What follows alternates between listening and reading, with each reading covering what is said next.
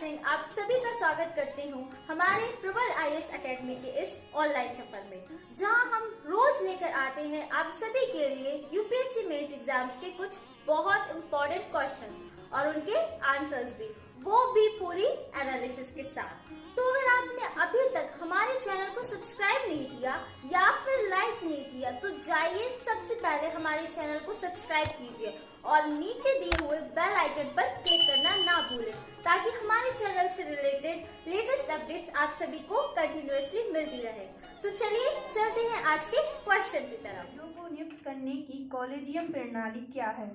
हालिया दिनों में इस प्रणाली पर कई प्रश्न चिन्ह लगे हैं। आपके दृष्टिकोण से कॉलेजियम व्यवस्था का कोई विकल्प हो सकता है? विवेचना करो।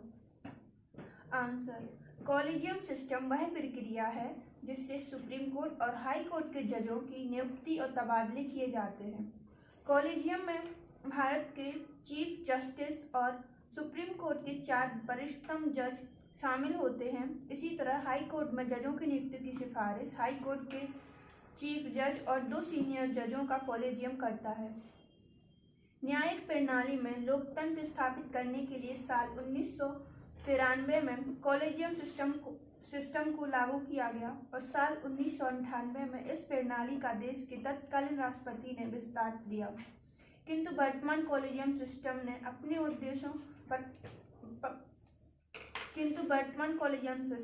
उद्देश्यों पर खरा नहीं उतर रहा है। इसलिए इस व्यवस्था पर कई प्रश्न उठ रहे हैं, जैसे यह व्यवस्था पक्षपात और भाई भतीजावाद को बढ़ावा दे रही है। कॉलेजियम के कारण योग्य व्यक्ति के स्थान पर कॉलेजियम की जान पहचान या रिश्तेदारों को सुप्रीम कोर्ट और हाई कोर्ट में नियुक्ति मिल रही है। यह कॉलेजियम जजों की नियुक्ति में कार्यपालिका का पूर्ण बहिष्कार करता है। कॉलेजियम प्रणाली न्यायपालिका को अपार शक्ति प्रदान करती है, जो नियंत्रण का बहुत कम अवसर देती है और दुरुपयोग का खतरा उत्पन्न करती है। इस प्रणाली को क्लोज डोर अफेयर के रूप में देखा जाता है, जहां कॉलेजियम की प्रणाली और निर्णय प्रक्रिया के बारे में कोई सार्वजनिक सूचना उपलब्ध नहीं होती। आज समान प्रतिनिधित्व चिंता का एक अन्य क्षेत्र उच्च न्यायपालिका की संरचना है, जहां महिलाओं का प्रतिनिधित्व बहुत कम है।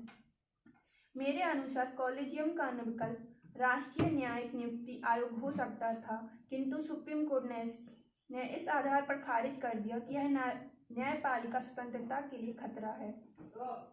इसलिए एक अन्य विकल्प यह हो सकता है कि कॉलेजियम में एक ऐसा सुधार किया जाए कि कॉलेजियम में जिसके भी नाम पर चर्चा हो रही है उससे जुड़ा कोई रिश्तेदार, दोस्त या जान पहचान वाला कोई व्यक्ति उसका हिस्सा नहीं होना चाहिए, क्योंकि ऐसा होना साफ तौर पर हितों का टकराव है।